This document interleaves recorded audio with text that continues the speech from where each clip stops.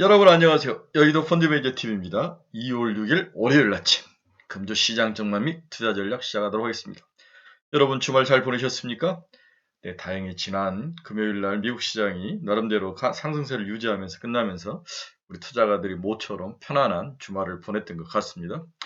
저도 이제 금요일 날 끝나는 걸 토요일 아침에 확인하고 그 이후에 이제 푹 잠을 잤는데 주말 내내 또 향후에 우리나라 시장이 오늘부터는 어떤 모습으로 또 다가올지, 어떤 모습으로 전개될지 참 고민이 많았던 그런 하루였던 것 같습니다.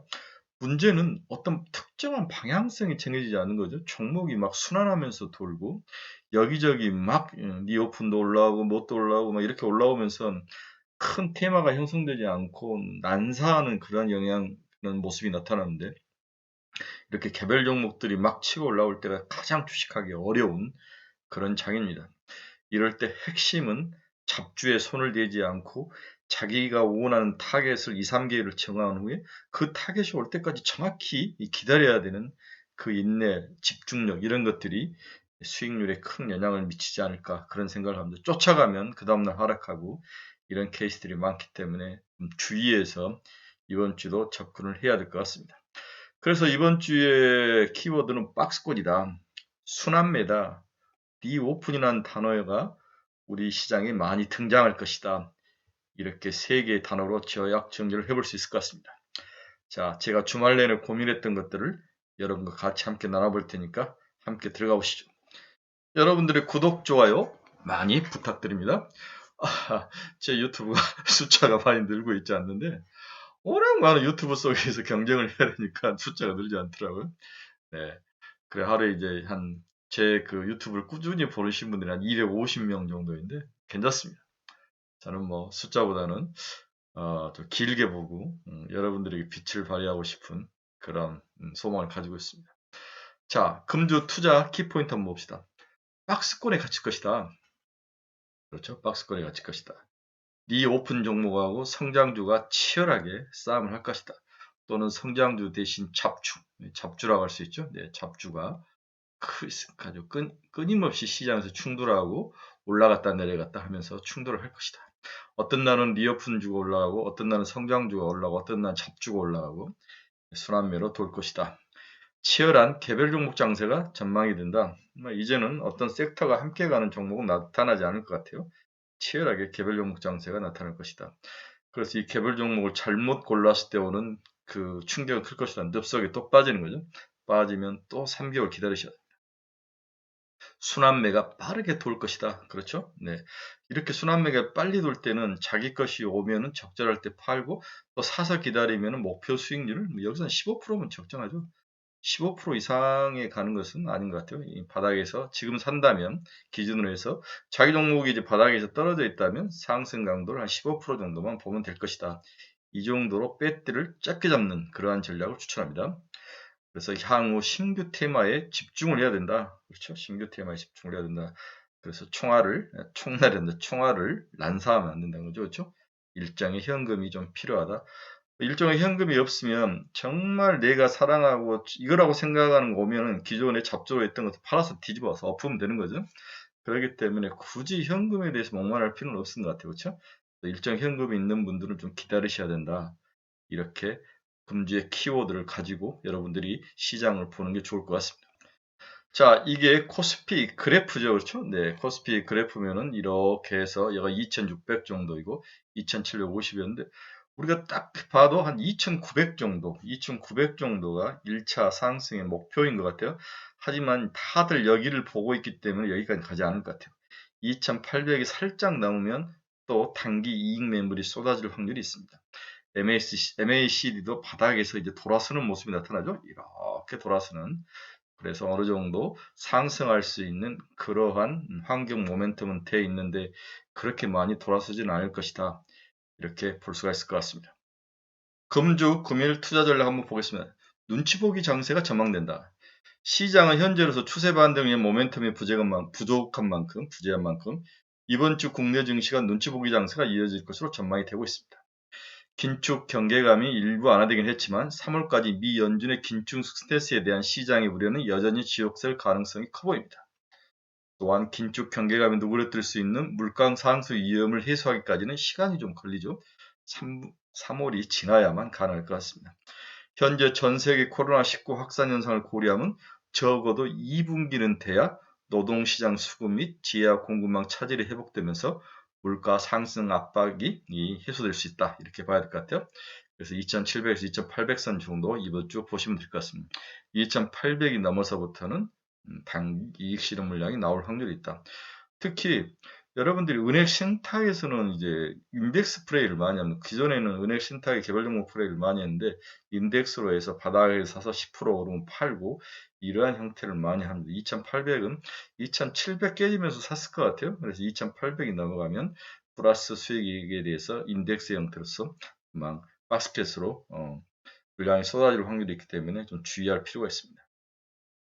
국내 증시의 기술적 반등 폭은 기대에 미치지 못한 상황이면서 이번 주에는 눈치 보기 장세가 지속될 것으로 보고 있습니다. 자, 두 번째로는 본격적인 우리나라도 실적 발표 시즌에 돌입을 하죠.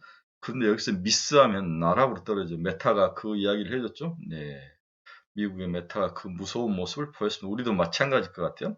다음 주에, 이번 주죠. 주요 코스피 주요 기업들의 지난해 4분기 실적 발표가 이어지는데, 지금 실적 발표 줄줄이 어닝이 쇼크가 나는 거죠. 예, 어닝이 서프라이즈가 나지 않고 전부 비용 떨고 뭐 떨고 한꺼번에 다 떨어버렸죠. 경기가 안 좋겠다고 생각되니까 막 떨어버리는 현상이 나타난 거죠. 7일에는 한국조선해양, 8일에는 LG화학, 롯데케미칼, KB금융, SK바이오센스, 9일에는 SK텔레콤, KT, 우리금융, 신한지주, 10일에는 크래프톤, 하나금융주주, 한국금융주주, LG, 11일에는 카카오가 차례로 실적 발표를 할 예정으로 보고 있습니다. 아주 중요한 기업들이 실적 발표를 하죠.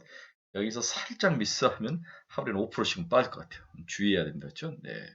지금까지 실적을 발표한 기업들 74%가 시장 컨센서스를 밑도는 순이익을 내놓고 있죠. 네, 우리나라는 뭐 4분기에 막 여러 비용 뭐 한꺼번에 까버리죠. 특히 경기가 안 좋다는 이야기를 반명했는데 거기에 막 묻혀가지고 다 까버리는 상황인데 굉장히 도덕적 해이가 심한 것 같습니다. 그러나 좋은 점은 밸류에이션이 싸죠. 아직까지 싸면서 이것이 바닥을 확실히 2600을 지켜줄 것은 가능할 거라 보겠습니다.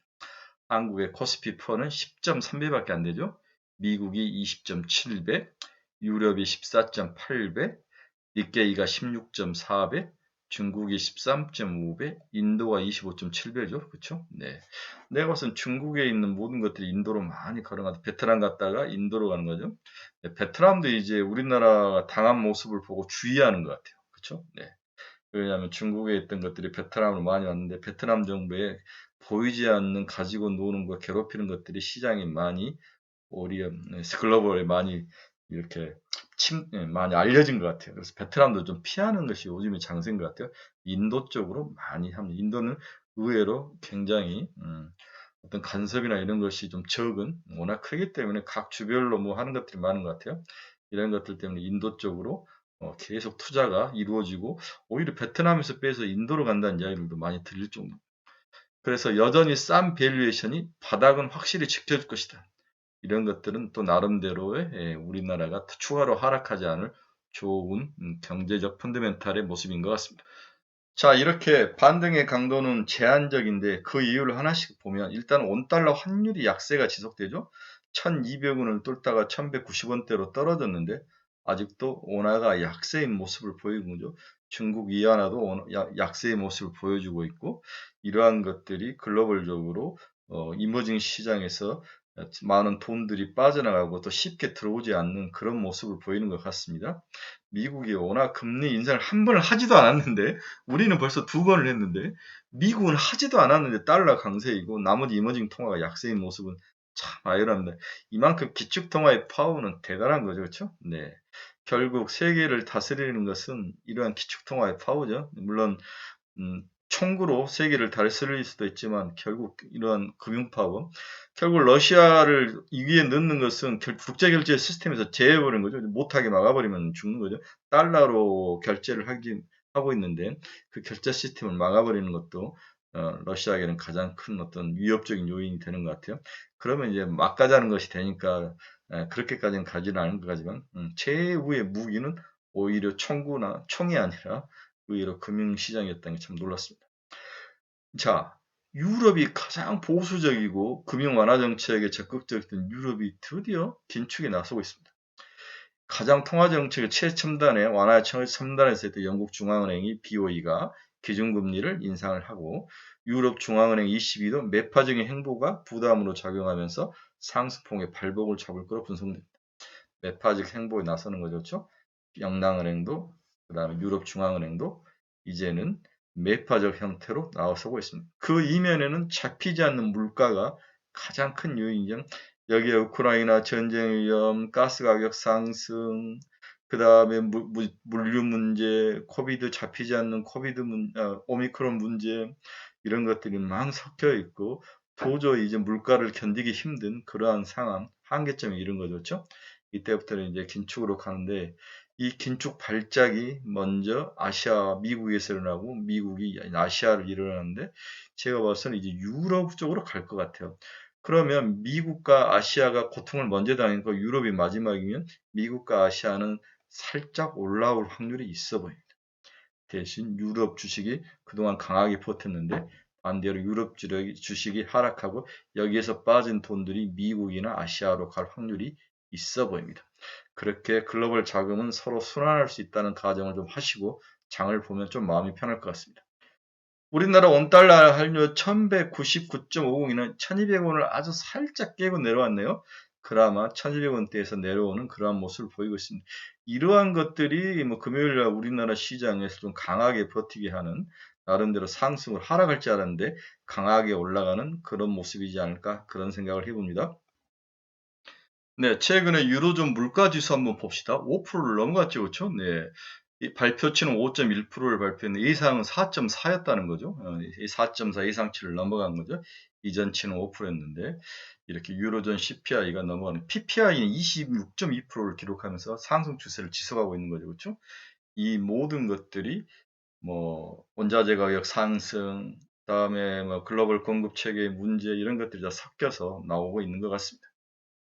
네, 반등 강도가 제한적일 것 같다는 세 번째는 미국 소비자 물가 발표가 있습니다. 10월 10일 날 1월 미국 소비자 발표가 있을 것 같은데 현재 시장에서는 추정치는 소비자 물가 상승이 전년 동월 7.3%로 추가로 확대될 예정입니다. 12월이 12월 달이 7%였죠. 1월이 7.3.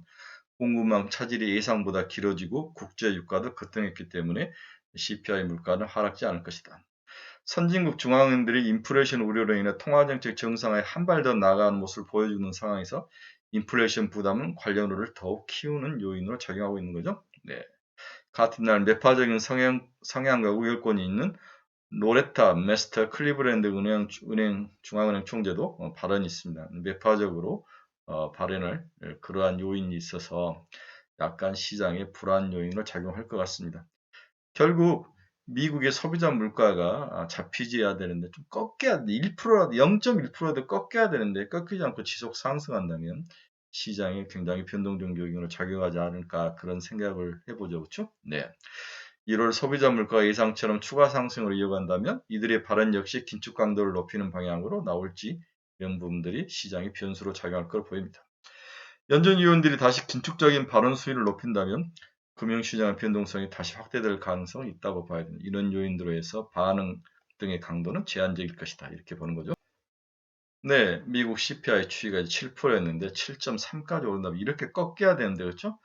그래서 3월 달에 발표될 2월 물가 추이가 정말 중요한 그러한 한 달이 될 것 같습니다. 네 번째로 반등의 어떤 제한적인 요인으로 작용할 게 저는 미국 국채금리 상승 리스크를 봤습니다. 금요일 날 10년짜리 1.932%까지 올랐죠. 2%를 이제 향해서 뚫고 올라가는데 2%를 치고 올라간다면 생각보다는 충격이 클 것 같아요. 물론 장기 금리가 상승한다는 것은 경기가 쓰러지지 않고 좋다는 의미이지만 단기적으로는 기업들에게 비용 상승으로 인해서 영업이익에 치명타를 가할 그런 위협이 있습니다. 시장에서는 금리 상승 자체가 중요한 것도 있지만 상승 속도나 강도가 매우 중요한 투자 포인트로 보여진다는 거죠. 미국 10년짜리가 1.932%까지 올랐습니다. 네. 어떤 심리적 선인 2%에 거의 근접해서 올랐죠. 그렇죠? 네, 10년짜리도 2.23%까지 올라와 있는 그런 30년짜리도 네, 이렇게 치고 올라오는 그러한 모습을 보입니다. 자, 다섯 번째 요인은 우리나라 수출 상승 강도가 둔화됐다는 거죠. 그렇죠? 네, 수출이 꺾였습니다. 그렇죠? 네. 절대적 금액은 늘어나는데 20%뭐 이렇게 18% 늘어가는데 과거에 비해서 꺾이는 거죠. 강도가. 네, 추이가 꺾였다는 거죠. 수출 증가율은 발표치는 15.2 YOY로 예상치는 15.8인데 예상치보다 밑돌았다는 거죠. 이전치는 18.3이었는데 수출 증가율이 15.2로 하락세를 보인 반면 수입 증가율은 35.5%로 증가를 했습니다. 무역 적자가 확대되는 거죠. 이러한 것들이 원화 약세를 유발할 수 있고 여기에 미국 금리가 상승하면서 원화 약세가 유발되고 외국인 투자 자금이 빠져나가는 그러한 모습을 보이는데 1월 무역 수지는 48억 8,900만 달러를 적자를 기록한 달러 적자를 기록했다는 거죠. 2000년 이후 역대 최대 적자 규모는 2008년 1월에 40억 4,300만 달러인데 거의 근접한 모습을 보이고 있습니다. 그렇죠? 네, 더 하락한 거죠. 그렇죠? 네. 이후 역대 최대치를 기록했습니다. 그렇죠? 참 마지막 보루였던 한국 수출이 이제 좀 문제가 있는 거죠. 당연히 원자재 가격 상승, 중간재를 수입해서 파는 우리나라들에게 큰 치명타를 가하고 있는 게 아닌가 이런 것들이 좀 영향을 미치는 것 같습니다. 이런 것들이 먼저 선반영되고 외국인들은 이런 것들을 봤다는 거죠. 그러면서 우리나라를 지속적으로 숏으로 대응을 하던 것 같아요. 네. 그래서 향후 전망은 치열한 개발 종목 장세이다. 순환 종목이다. 그렇죠? 순환 매매가 그래서 일정 박스권 내에 등락을 지속적으로 할 것이다. 이 이야기를 여러 번 강조하고 있죠. 네.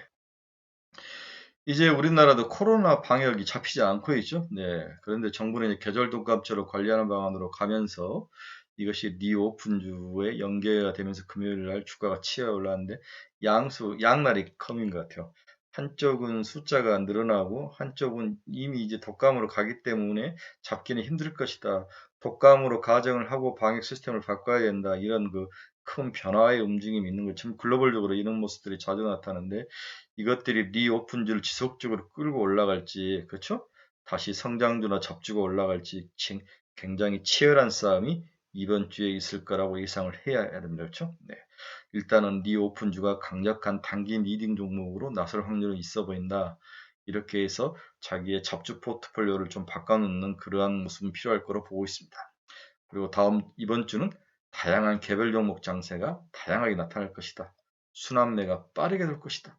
목표 수익률을 짧게 잡고 동시에 늪속에 빠져있는 종목들은 순환매를 기다리고 인내하면서 순환매로 적절하게 돌면 팔아서 새로운 테마가 생기면 그 테마에 없는 전략이 가장 좋은 전략이다. 이렇게 예상을 해볼 수 있습니다. 마지막으로 여러분들이 제일 좋아하는 주요 관심 종목 리스트를 한번 만들어 봤습니다. 네, LG 에너지 솔루션.